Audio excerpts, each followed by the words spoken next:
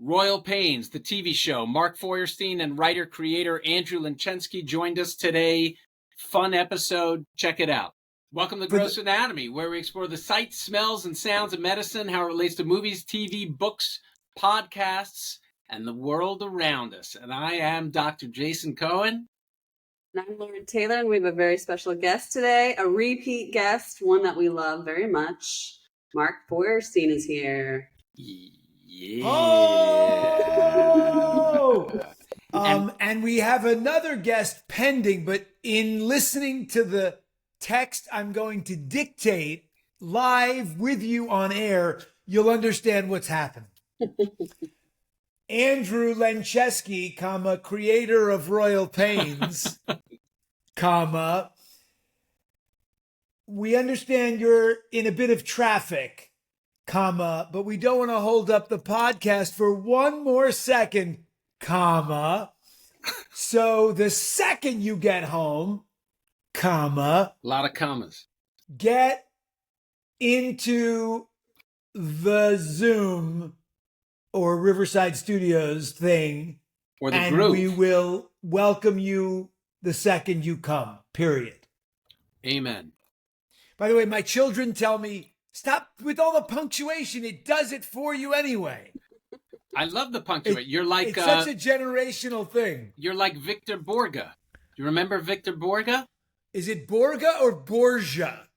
Yes, I think it is Victor Borgia. Did you ever watch? By the way, that is the beginning and end of my knowledge of Victor Borgia. But did you ever watch the Victor Borgia thing where he did his whole shtick, a comedic shtick, and his whole shtick was, I am Mark Feuerstein, period, and I'm going to the moon, exclamation mark. Like that was his whole thing. You never saw that? But what was he dictating something? No, it was just for some reason. So why would he say the punctuation in a... I think this was a zillion years ago before the talking into the thing. I think he actually was the preeminent dictator. I don't know why he did it. Well, the name Victor Borgia leads me for no reason to the name Vincent Price, who was on a commercial that we grew up with for... I don't remember. What commercial? Wasn't that game with the marbles where you pull the thing out and it falls? And it was like, isn't it like... Don't tip the waiter? No, That's Life or... Wait, what was the No, wasn't he the creepy crawler? No, that was something else. You're right. Stay Alive, maybe. Okay. Yes. Or that was a movie with John Travolta. But the point is, we're here now. Nice. And doing the pod. And Andrew isn't yet. See, the truth is, this isn't even a real podcast. I just wanted an excuse to schmooze with you and see you. Same. There you go. And I just want to share with you that I've been up since 3:30 this morning because of just bad sleep and didn't get my nap in, which I cherish. Ooh. Maybe I laid down for three minutes total. The dogs were barking and I had to get up immediately. I've had a production meeting, a pitch meeting, a picking up Addie in Pachuch or Jenemsveld or Ronkonkoma or La Cañada, or whatever place you want to call it. Yeah. It was a little big schlep, and here we are. I love that. Speaking of dreams and sleep, I had the weird... this has nothing to do with the podcast, Mark, and Lauren, but I had the strangest dream this morning. You know how on the street, on the sidewalks, are trees with little bits of grass on the sidewalks and stuff? So yeah. I had this dream that Bernice, my wife, and I, for those of you who don't know, were walking on the street, and in one of those, what do they call those tree with grass things is there a name for that kind of thing? On the sidewalk? You mean like the square where there's just grass and a tree? Yeah. We found a baby, and we took the baby home and started trying to figure out, what should we do with the baby? Should we keep the baby, get rid? And it was the weirdest dream. I never had a dream like that. I didn't want to wake up this morning because I wanted to see what was going to happen with the baby. But eventually I realized I had to get up and start the day. But I've never had a dream like that. And I'm wondering, and I never remember my dreams. So it was a really I don't think we're having another baby. I don't think I think we're past that age. So, Well, I mean, it kind of sounds like an empty nest dream, but that was like last year. Your that's a youngest good daughter point. went to college, right? Or is she going Yeah. this year? No, yeah. That's a good point. It could be an empty nest dream. I like that. Mark, you're a 4-peat with us or a 3-peat with us? I think this is a 3-peat. 3-peat? But I just wanted to say that when you said I didn't want the dream to end, you evoked one of my favorite characters in Shakespeare.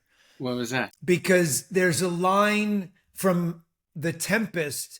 Caliban says, and I'm not going to finish this well, and this is going to be annoying for everyone but that one little Shakespeare scholar who listens. Yes. The We Isle actually have is 3. We have 3 Shakespeare scholars who listen. then this is going to be Nice. entertaining for your whole audience. Nice. Yo, come on. Very nice. The isle is full of sounds, sweet airs that give delight and hurt not. Sometimes 1,000 twangling instruments will hum about mine ears, and sometime voices that if I then had waked, I cried to dream again. He's a slave who can only be free in his dreams. And so he wishes he could only live in his dreams. That's nice. That's nice. Yeah. I like your corduroy jacket, Mark. Thanks, buddy. You're welcome. I just got it because it's a little nippers Yes. in my man cave garage, which I'll Nice. give you a glimpse of. Ping pong table, which Lila and I just I got one cleaned. of those. Yeah. And Ooh. TV and couch. I want you to know how good a ping pong player is.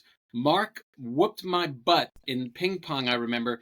I think he was holding his child in his arm or a drink or something. At your house. Yeah. At your house. And you still beat me, like, easily. I Well- still remember that. Speaking of the use of our hands in father-daughter time, there was that time, you'll remember, somebody pooped in the jacuzzi and you just grabbed it with your hand like a beast and threw it away. Yeah. As if it never and happened. And then you operated, which was odd to not sterilize. But, Nice. you know, I thought it was a choice. That was a good one. Don't ask, don't Thanks. tell. Yeah. Andrew's coming. Andrew. Hi, Chewy. Hi guys, apologies. Thank you for your patience. We're happy to see you, Andrew. I hope I'm not taking shit from the doctor for leaving him in the waiting room longer than expected. Oh. Ooh. Wow, he's been working on that for like 20 minutes. Ooh. Pretty Just- good. I just couldn't Worth tell if it. the good to see you, Andrew, had a tinge of sarcasm to it or not. No, I'm super psyched. No, it really didn't. No, I actually felt bad that we started without you, to tell you the truth. Am I good?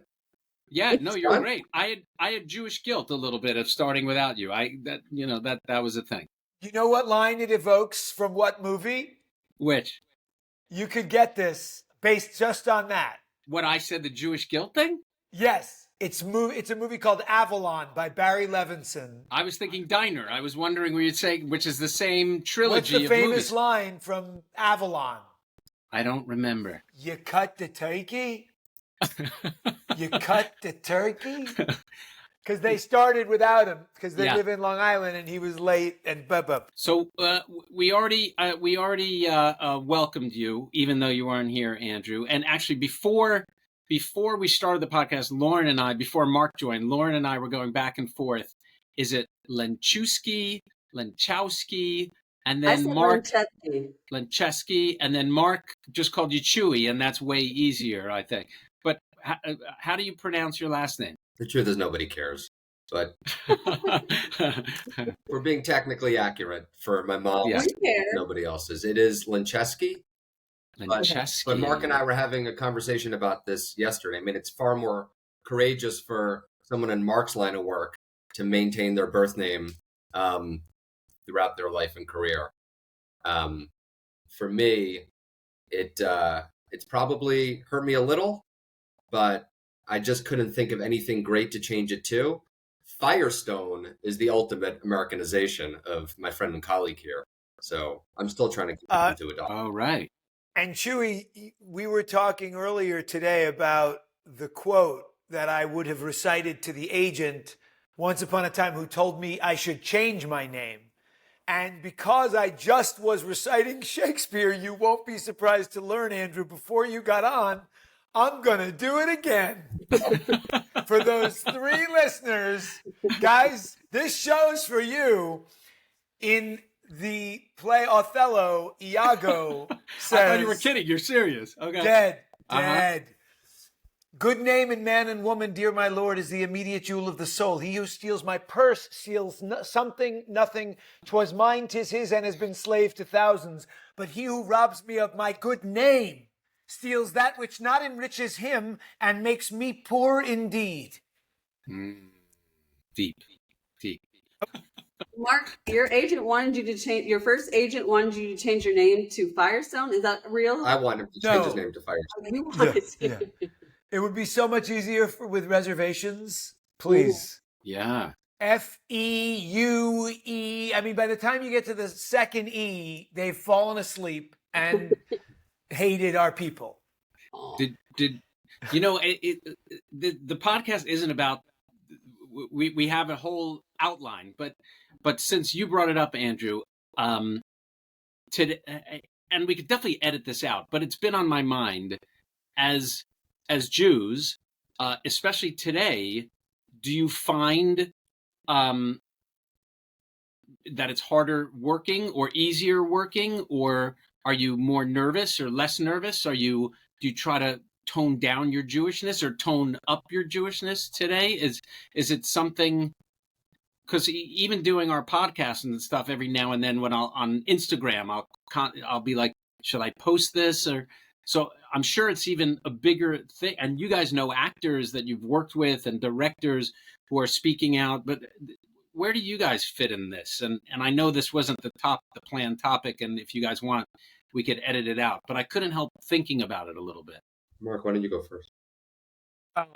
Honestly, the best place to go with that question is Royal Pains, because I think Royal Pains is kind of an interesting case study in how, on the one hand, it began as a kind of nondescript religion, even though Paulo Costanzo and I are so clearly Jewy in our nasal bridge shape and very, and patter.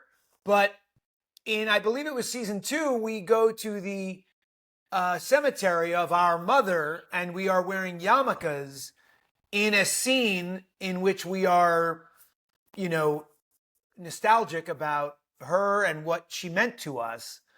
And so I thought that was a beautiful thing to, not leave it a gray area. If you felt it, we put a period on it saying we are in fact Jewish, and then back to great medical stories. What do you think, Andrew? How have you been dealing with this? I mean, I think to Mark's point, Royal Pains never began with the intent of wearing its Jewishness on its sleeve, but the more the show evolved and the more the group expanded, it became more and more unavoidable, not just with the addition of Paulo, but with the addition of Henry Winkler as the guy playing their dad. I mean, it quickly turned from a cast into a minion. So we never hid from it. But what I will say, and I think we're proud of this, the show was at its most Jewish when it was sort of embracing everybody. For example, Paige, Evan's wife, right, who played Hank's sister-in-law in the show, we had a whole comedic runner about her complete oblivion about Jewish faith and culture. She would pronounce it shiksa, right? She didn't really understand what gelt was. And I love that because it really showed the show's embrace of Jewishness, but it also showed that this was a tent where everybody was welcome, right? We really played with the contrast between the two faiths and this interfaith family. So I love that. When the show came out, I remember we had a review, and Mark, we were talking yesterday about reviews, remember? We had a review from a critic who called it the most Jewish show on television, and I promise you he didn't mean it as a compliment. So that was the first time I became aware that there was even an element out there that would hold that against us. And I think for me, that only made me want to double down on leaning into that aspect of the show. So today, I honestly try and ignore not what's going on in the world, but the effect it might have or not have on the story that I'm trying to tell. I just want to tell that story. If Jewishness is organic to it, I wouldn't run from it. If it's not, I wouldn't try and incorporate it just because I'm trying to find an opportunity to deliver a message. I just don't think, forget about whether that's a good way to message. I think it's just a bad way to write. Andrew, I have some writing questions I just want to ask you real quick. So you created this show. Could you imagine that it would go on for 8 seasons? Like when you pitch a show like this, do you have to pitch it being like a multiple seasons, or how do you even go about a pitch for our audience? How did you get this greenlit? You do have to imagine that. Then and now you have to walk in and pitch not just a pilot story, but you don't have to pitch 104 different stories, but Right. you have to very clearly convey that it's a show that has the range and the versatility to be able to go that long, if it's that kind of show. Some shows are meant to be, a limited series, a limited episode returning series like a White Lotus, but something like this, a medical procedural, you need to really sell why it's got legs. So that was a big part of what the initial pitch was up against. I never had any reason to suspect it would sell, let alone get made, let alone end up on the air, let alone go for 8 seasons. That was just unfathomable to me. I'd never sold anything. So I was just lucky to be in a network pitch, sitting in the offices at NBC Universal. Royal Pains was your first show? It was the first pilot I ever sold. Yeah. Wow. And our timing was incredibly blessed because we walked in just after they had acquired the rerun rights to House. So they were looking for an original medical show to pair with the House reruns. So that was a big part of it. Timing, luck are just as valuable as the right idea executed the right way. And Lauren, you had kind of were going to touch upon it too. How did you decide a medical show? Were you always are you a hypochondriac or like what made you decide, hey, let me write a medical show? Huge hypochondriac. Mark sneezed a minute ago. I was afraid I was going to catch it. I also come from a family of doctors. So I think it had always been in my blood, but I did not set out to write a medical show. I actually set out to do a show about the border. And we pitched that to NBC. They bought it. And then the next day they unbought it. Because it was the president of the network. Actually, we went in, sat with him. Rich Frank walked us into the president of NBC. We met with him and his whole team. He bought the show on the spot. And then the next day he called back to say, I just don't have the support of my team to do something this overtly political. So we unbought it. And he said, but we like the team, the writing, so we're open to doing something else with you guys. So we said, well, what are you looking for? And they said, we're looking for a medical show with a twist. So my friend, John Rogers, who was one of the producers on the show, his family had begun using this thing called a concierge doctor, which I'd never heard of. And as soon as he told me, I was like, that's the idea. I said it on Long Island because that's where I grew up, and went out, to the Hamptons as a kid, kind of peering in from the outside. And it felt like such an incredible wish fulfillment world that hadn't really been captured on TV before in a series. So I put together the pitch. We brought it back to NBC and they said, yeah, pass. And their reason for that was they didn't believe enough people in the Hamptons could get sick over the course of one summer to generate 13 episodes of television.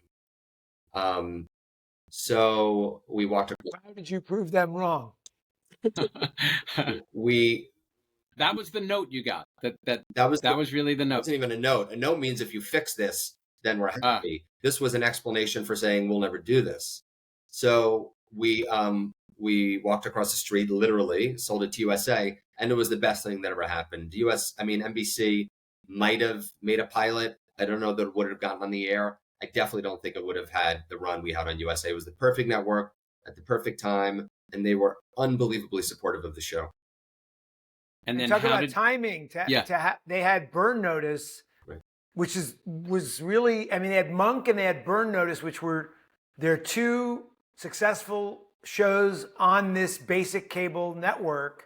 And we followed Burn Notice and wrote. I mean, you could say we were riding their coattails, but like within 4 weeks, we were exceeding their ratings and on the map. And I'll never forget that day on set when we knew like we had grown in a way that was unnatural for any show. And we were now for sure getting a season 2 and beyond. And it was like that, you know, holy grail That's awesome. that you wait for as an actor. And by the way, Mark, we got that news when we were shooting Bark Mitzvah. Yep. And how did Mark? Did you guys know each other beforehand, or was Mark kind of? Were you thinking about Mark as the character? How did Mark? Mark tells the story way better than I do, and you're going to love it, Jason, because it's got a medical origin. Okay. So I'm shocked Enrique Lenchewski has not come up sooner, but Andrew's father was a brilliant. I'm toying between orthodontist. You're toying between that and the correct identifier? Yes. Okay, keep going. This is fun for me. What else you got? Yeah. I got prosthodontist. No. Endodontist? No. Proctologist? Dontodontist? He was an oral surgeon. Thank you for respect. Okay. Anyway, Enrique Lenchewski was the most charming, wonderful man who had such a big heart and was also an incredible oral surgeon. And he took out my wisdom teeth. No, I think so. Yeah. Which is, you know, not fun. So it was nice to have such a mensch doing it. But as we're talking, at what age? What age did you have your? No, this is as a young adult. I mean, right. I was probably 22, 23. Okay. And I just started living in LA, and I'm talking to him, and he says, "My son, he's in LA." While he's taking out your wisdom teeth? Yeah, sure. No, seriously. Procedure. Yes. No, I mean you're talking while he's working on you. We're chatting in his medical like suite with your mouth open. I don't remember, Jason, what stage of the procedure, but we're talking is all that matters. And he says, "My son, he's from Uruguay, Enrique." And he has a charming accent. And he says, "My son is in LA. You should give him a call. He has no friends, nobody to talk to. So give him a call." So I get a mitzvah for calling Andrew, and we meet up, and I love him, and we become fast friends. And cut to this is a few years later, at least.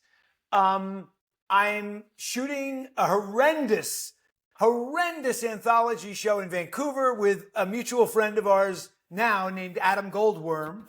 And we come back to the States after that's done, and we have lunch. And he says, "Oh, by the way, did you hear Chewy's making a show about a concierge doctor in the Hamptons?"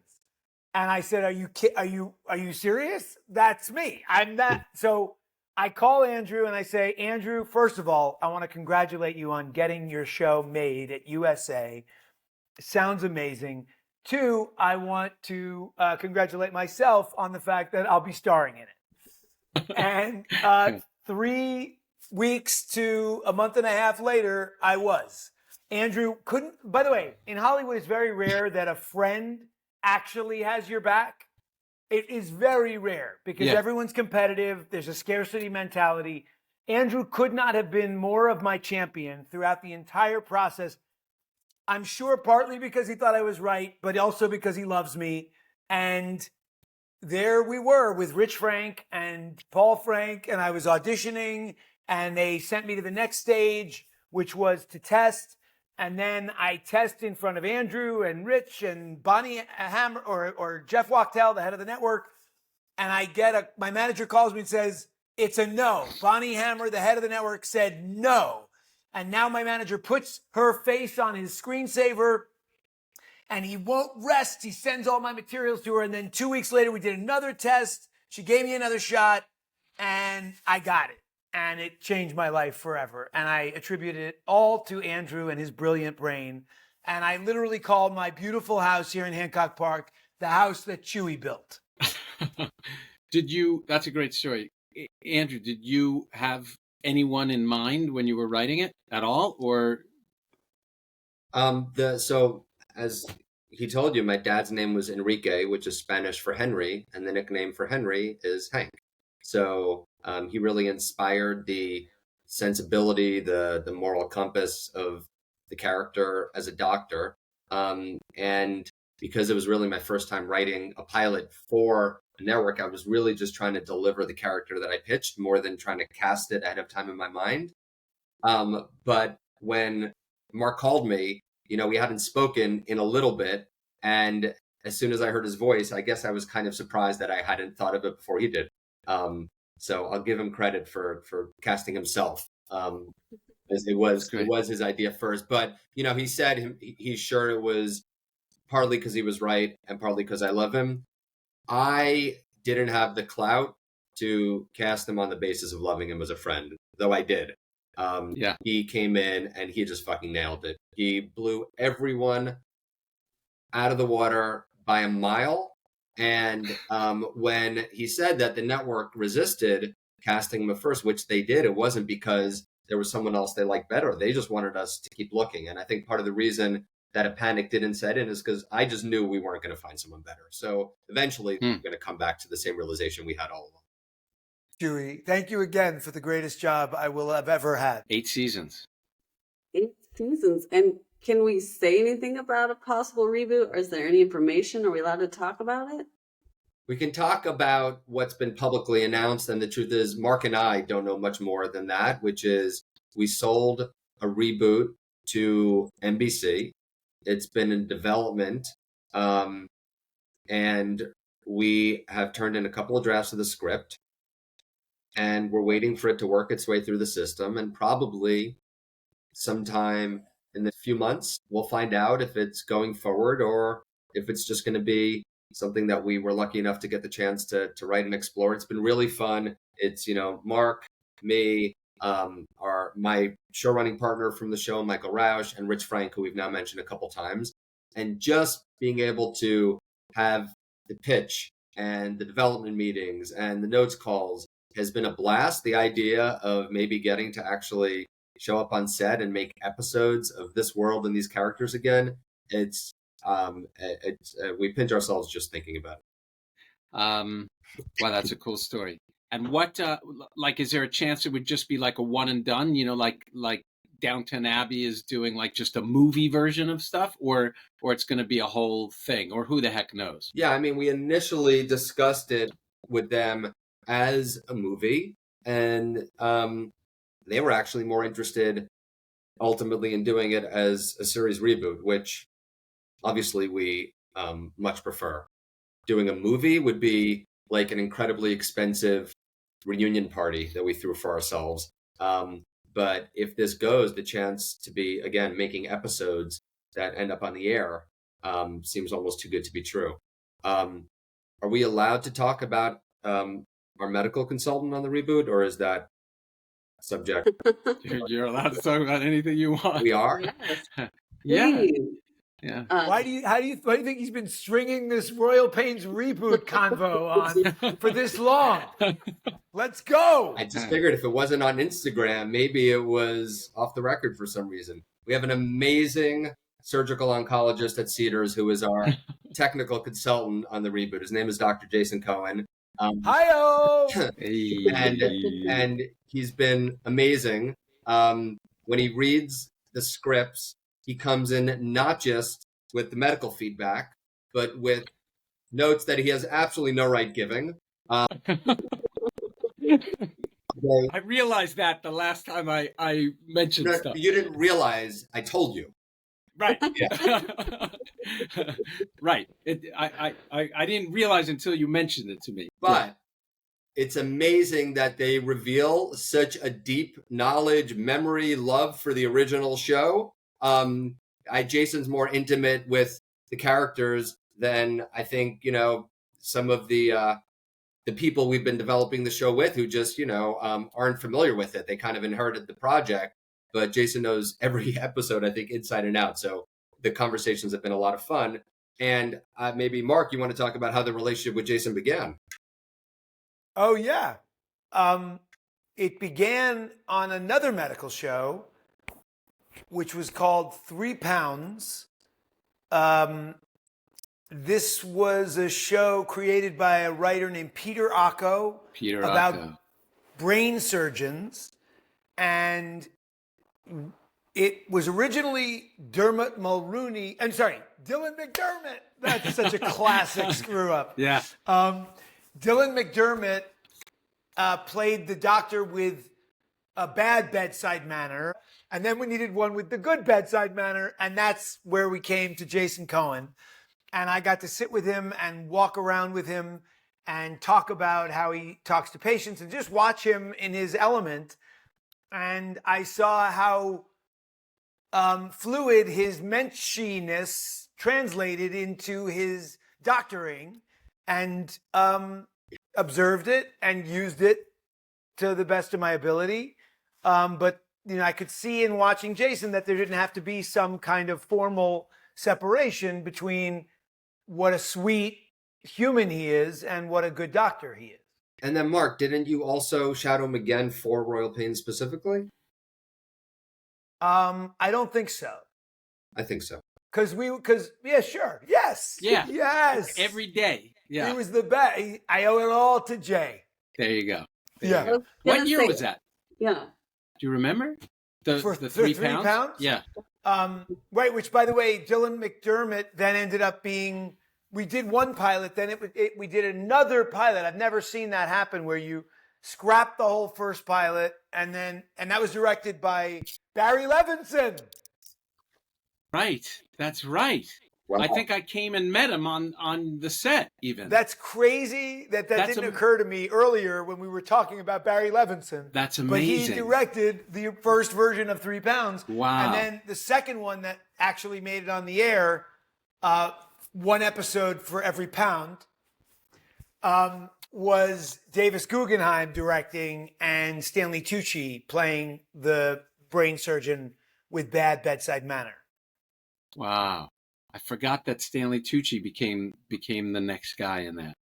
But I have been a star of 2 shows whose titles were an acronym, one 3 Pounds, one 9JKL, and I think we can conclude that you stick with full words. Nice. I love that. So for Royal Pains, you didn't follow a concierge doctor? There was no concierge doctor medical consultant on set?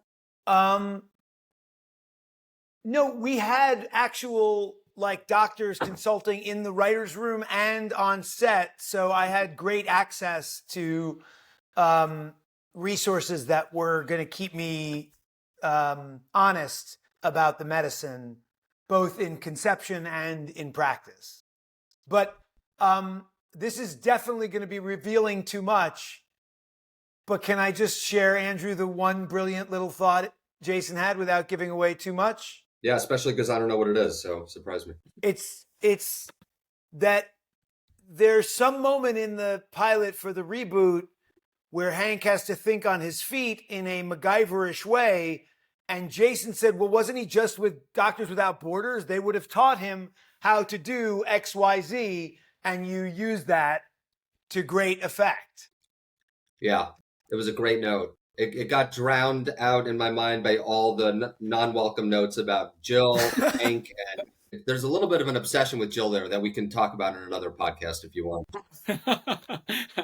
That's great. Andrew Cohen's a fan. You guys have a lot of fans. I learned some stuff about your episodes through Reddit. I learned Timothy Chalamet was in an episode. Yep. It was featured on the SAG Awards. They were like, did you see him? They showed a clip of Hank in the Deep Blue Sea. I was like, these people know their stuff. They want this reboot. Right. They got to make it happen. Wow. I think we'll get Timmy. I think he'll come back. Timothy Chalamet, Ezra Miller, right? Yeah. Wow. Who was in Perks of a Wallflower and played The Flash. The Flash, exactly. Right. I like that, Andrew, you were one of the characters, the ice cream guy. I was so shameless. I actually played, I think, 4 different characters. Oh, did you? Yeah. Well, the one that is most he's like Hitchcock. Memorable was when we go to Chewy's Clams, which is a hysterical name for a clam shack. Chewy's Clam Shack, and he's Chewy. I didn't remember that one. We did another. It was in the pilot, I think. It was the pilot, and then we brought him back by popular demand for the series finale because people were clamoring for another appearance. Clamoring. But there was an episode we did with John Legend as a guest star. He was doing a fundraiser at an estate where Hank was treating the patient for what we think is MS, turns out to be Lyme disease. Anyway, my character knows Hank, so they see each other as they're passing each other on the lawn at this fundraiser, and Hank says, "Hey, Chewy." I go, "Hank, how's it going?" And we shake hands, and then as soon as Hank walks away, I take out a Sani wipe and I start wiping my hands off. So I went method and I brought my hypochondria, germophobia to the part, which I don't think got the critical attention it deserved. No, there was a long Reddit thread about why is Hank so dirty? Why is he so scared of Hank's? What is Hank doing with his hands that this guy's so terrified of a disease? Mark, I haven't been able to watch your new movie yet, and I keep trying to see if it's streaming out there, and at least it is. If you go to Amazon as of like, yeah, actually, it's so funny that you say that. I'm gonna read you the email about my movie coming online from the original medical consultant of Royal Pains. What? Dr. Irv Danish, our original medical genius, who was with Andrew in the writer's room and on set teaching me everything I knew, season 1. Here it is. This was yesterday, sent at 3:58 a.m. Irv is up at all hours. God, with everything he has going, has answered a Jew in the midst of the joy that our family has its hostages back, and this Jew is confined to a couch. Guns N' Moses was released last night at, I think, 3 a.m. Nice. So it's out there on Amazon now. Yes. Finally. I'm very excited. I've been trying to watch it. I had the girls at home, and we kept multiple times. We're like, let's watch Mark and Guns N' Moses. Oh, thanks, buddy. It's talk about Jewish. Yeah. That is a movie in which I am Jewish. It's Rambo meets a rabbi, basically, right? It's I like to say it's Chinatown meets The Chosen. Ah, very nice. Very nice. It's a funny title, but it's actually pretty dramatic intrigue plot. Is there a comedic element to it, though? No, it's a patron of our synagogue is killed very early in the movie, the first 5 minutes, and the rest of the movie is trying to figure out who did it. Right. And I become a detective, and I learn how to shoot a gun. And there's a line from Rabbi Hillel who said, "In a place where there is no man, be the man." And the movie was conceived by Sal Litvak and his wife Nina based on the Poway shooting, where a shooter came to a synagogue in Poway, California, and Rabbi Goldstein, who, being Orthodox, is taught to not think but take action immediately, and they are taught. And Maganam is a volunteer security force in LA and many other states. And he, rather than waiting, dove at the shooter, lost half a finger, but saved the 15 congregants who were praying at the time. And when he was being interviewed, instead of saying, send money to our community or shul or anything, he said, go do a good deed. Go, counterbalance this act of terrorism with kindness. And that's kind of what my character says to the press in our movie. But it was inspired by Rabbi Goldstein and the Poway shooting. And it's out now on Amazon. You can finally watch it. I'm going to watch it too because I've been Guns N' Moses. Yeah, I'm very excited about it, and it sounds like it could go on to be a whole Rambo franchise kind of thing, right? I mean, when you look at me, you think Rambo. Yeah, Rambo Steen. I don't know what will happen with it. I mean, I know Sal has had ideas, and I've heard jokes about what could happen with it.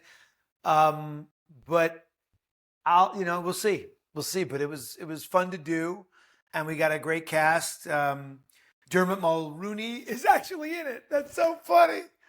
Everything's paying off here. Dermot Mulroney is in it. And Christopher Lloyd from Back to the Future plays a survivor of the Holocaust.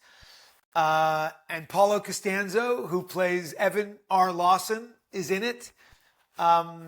We have Mark Evanier, a great Israeli actor from Royal Pains. He plays Dimitri in Royal Pains, is also in it. And Michael Silver, who plays Killer Keller in Royal Pains, is also in it. So I invited some of our old Royal Pains friends. But he, for some reason, didn't want the character of Chewie in the movie about the rabbi. Because clams aren't kosher. Yeah. I wasn't invited to participate in the movie, but I was invited by Mark to the premiere. And the only Jewish thing about it was that the people who showed up for the premiere were outside in the concession area. And instead of stuffing the snacks in their mouths, they were stuffing them in their pocketbooks, which is how you know you're at a Jewish premiere. But exactly. The movie itself, Mark is fucking amazing in it. And I don't call it a Jewish movie. I call it an action movie. I mean, it's a legit action thriller. And I judge action thrillers by whether there is one scene that I will always remember. And there is one in this movie. It's Mark. I won't spoil it, but he's in a field of solar panels. And it's such an inventive action sequence that I've never seen before. I haven't seen since. But I loved it. Mark, you were so good in it. Chewie, thank you for everything you just said. And thank you for coming, because if you'll remember, it was the premiere at the LA Jewish Film Festival. And what that meant was there would be at least 5 people giving speeches before the movie aired, and each one would be about 15 minutes. So it felt like a bar mitzvah, both the service and the party in one evening. Well, that's like perfect thing to end on too, but we usually end with like what you guys are watching, like what you recommend to our audience, what you're streaming. So I had one point about that too. I'm sorry. I'm such a loudmouth. But we've mentioned one show on this podcast, The Pit. And then we mentioned, Andrew, you and I were talking earlier about a great show on HBO right now too, called Task. Have you guys heard of Task? I haven't watched the last episode. But can anybody think of the connective tissue between Task and The Pit? I haven't seen Task. Are you recommending Task for me? Is that a recommendation? Definitely recommending it, but wanting to see if Andrew or Lauren can get the connective tissue. What is Task about? What is it about? Both in the state of Pennsylvania. Oh, that's actually a second point of connection. But no, the other one is the main character's name. Robbie. Yeah. There you go. What is Task about? Task is about a task force, an FBI task force, to take down a set of criminals who are robbing other criminals of their drugs and money. Got it. And it's good. You might like it, Dr. Cohen. Yeah? Okay. What about you, Andrew? Good. What are you consuming? I'm watching the same show.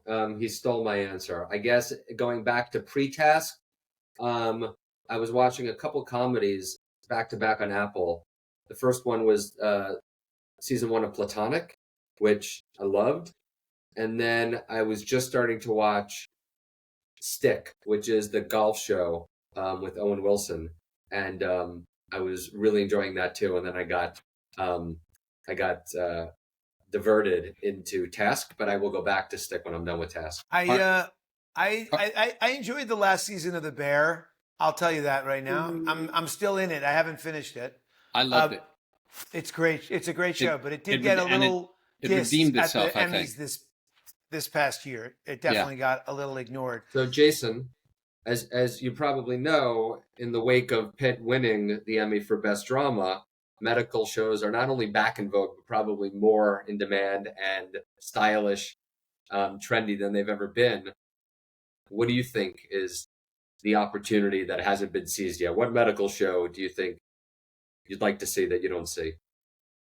I've actually, I've thought of a few. You mean create my own medical show? Now, what do you think is it that all these medical shows still aren't capturing? What would you love to see done that just hasn't been done yet by a medical show? There hasn't been a horror, like a scary version of a medical show, like comedic scary. So that's one thought. And the other thought is, there are all these legal shows and then there are all these medical shows. But one of my partners is like a medical malpractice expert.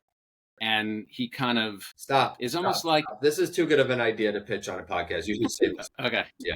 Okay. Stop. No, I've tried to think it through a little bit. Yeah. He has a lot of good ideas. Yeah. By the way, Lauren's a fan.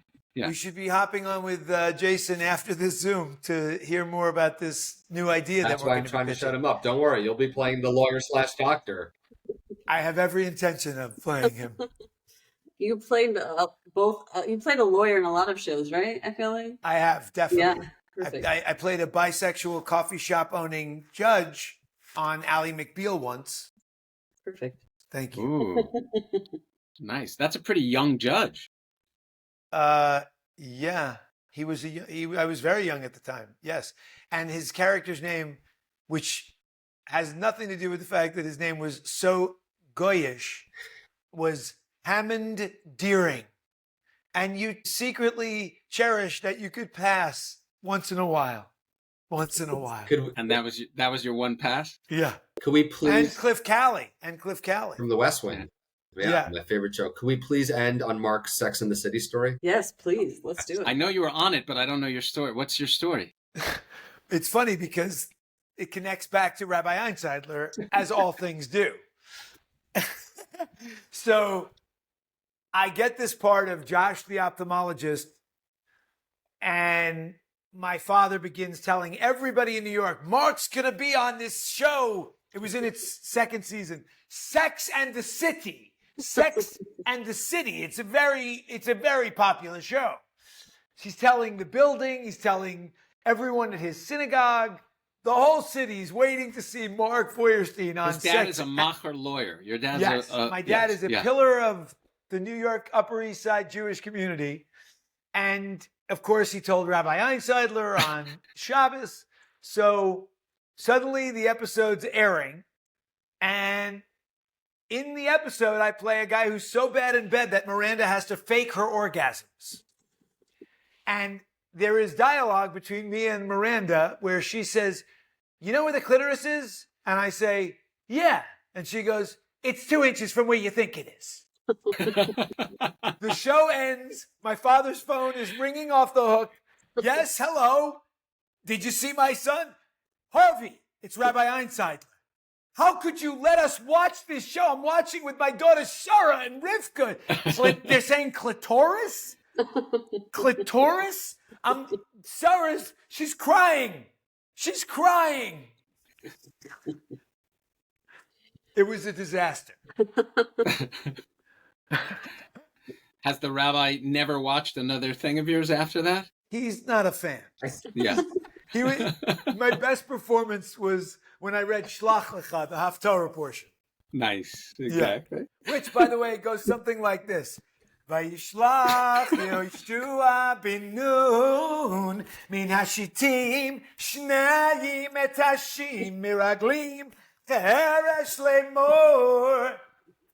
Do you still, some people who have read their bar mitzvah parsha in synagogue every year to honor it. Have you done that? I did it once after. Yeah. But my last gift to you is rapping the V'ahavta prayer, which comes after the Shema.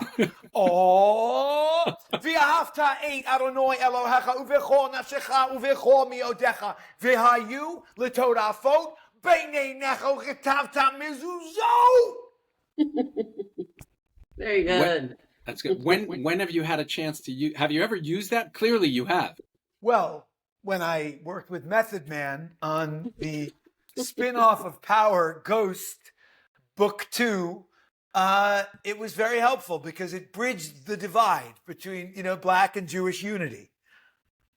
Very That's nice. yes, that's a real. I just thought you were making it up, but then I was like, no, you were on. Okay, I'll connect. Honestly, where I actually did that originally, there's a charity that's, I think, a very Jewish charity called Heifer International. Have you ever heard of that? No. Yeah, you can buy like a cow for a village in some remote part of the world. And I wore a cow suit and rapped the Haftarah prayer for Heifer International. Nice. Just so you know that I have pretty high standards for what I'm willing to do on television. Things weren't going so well at that time? Not so busy. So you do the Via Haftarah in a cow suit? You got it, buddy. Is there a recording of that anywhere? I don't know. Nice. Well, I love you guys, but thanks for coming on and letting us make this work. I really do appreciate you both. I love you both. Mark, you're that, as soon as we met, back in the Plaza Cedars cafeteria, I knew I'd met, a brother. And then Andrew, I'm so grateful that I got to meet you through Mark. So thank you guys. I really appreciate it. It's mutual, and I just want the record to reflect that I suggested ending on the Sex and the City story, not the So at any point after that, There's always editing. There's always editing. By the way, believe me, this is what happened with many episodes of Royal Pains. Yeah, that was a great idea, Mark. Cut the last 2 minutes. Thanks again, guys. Thanks for listening. If you enjoyed this episode, make sure to subscribe. You can also follow Gross Anatomy Podcast on TikTok and Instagram for more entertaining content.